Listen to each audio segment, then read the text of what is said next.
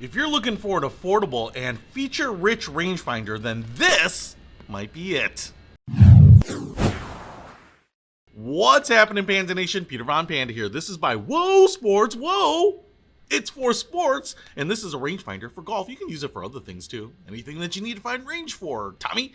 And this is the H111 model. And I have tried these out before, and they have usually been exceptional rangefinders at an incredibly good price. And I thought I would check this one out too, because I'm always looking for a good lightweight rangefinder. Now this one comes in a little lightweight nylon pouch, kind of nice gray edging around there. It does come with a little small carabiner up here, not for hiking. Also comes with a little belt loop there so you can attach it to your bag, Velcro. And then we have the WOSPORTS rangefinder right here. And I'll tell you what, it's pretty nice looking. Panda colors, black and white. It's kind of a matte plastic where it's white. And then this black texture right up here is a rubberized grippy texture. What you can see on the bottom here is we have a little loop for the lanyard. We have a screw hole for a tripod. We have the battery cover right here. So we can open this up and put in the battery, which it does come with. This is a CR2 3-volt battery. So I'm just going to go ahead and put it in like that. So comes with the battery, which is super nice. We have the ocular piece here. Looks like we have a little focus ring. And then on the front here, we have the magnifier and then the laser shooter right there. Then I do want to show you here on the top, we have the power button molded in, and then the mode button right there. Now, this little rangefinder here has 3 modes, and it's kind of your basic rangefinder, but it means it's incredibly affordable, even for someone who is just new to golf, someone who doesn't want to spend a lot of money, someone who wants the ability to know exactly how far away they are from the pin or the obstacle or the layup.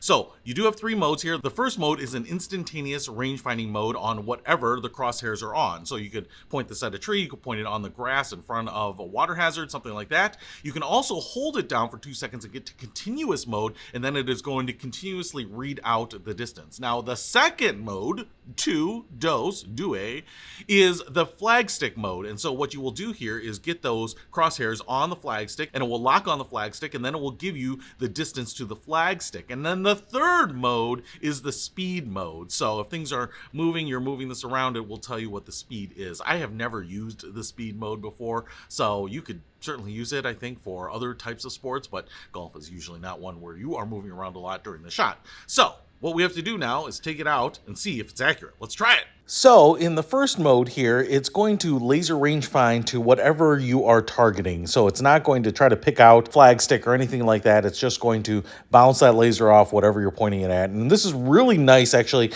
in case you are trying to aim for something. So you want to know how far a tree is. You want to know how far the hazard is. You can actually aim this at the grass in front of that water hazard and know exactly how far you have to hit towards the water hazard without going in. So it's kind of one of these really nice features that I would actually use a lot, especially if you're not always aiming right at the green or the flag stick. Now, M2 mode. This is the mode where it will try to find a flag stick in your crosshairs and measure towards that distance here. So it's looking for kind of a thin pole, and you actually are supposed to kind of bounce back and forth on the flag stick, you know, from side to side so that it can lock in. And once it does, it will hold that flag stick icon steady and tell you the distance to it. Now, this seemed to be very accurate as far as I could tell. The only trouble I ever had with this is where the flag sticks were pretty close together. This would not happen in real life, but in the driving range, I had a flag stick that was way in the back, almost 300 yards, and then one up in the front here. And when I tried to lock on those, sometimes it grabbed the one in the back. Now,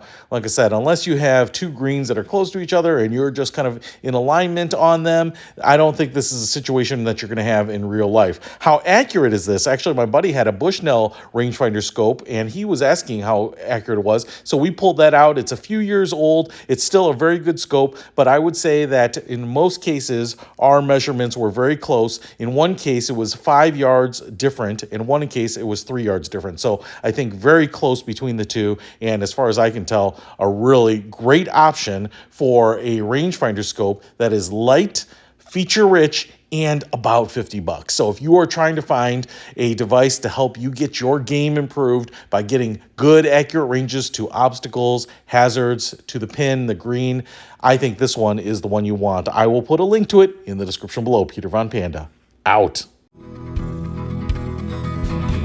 can discover more and explore so much deeper. We can live better than ever think.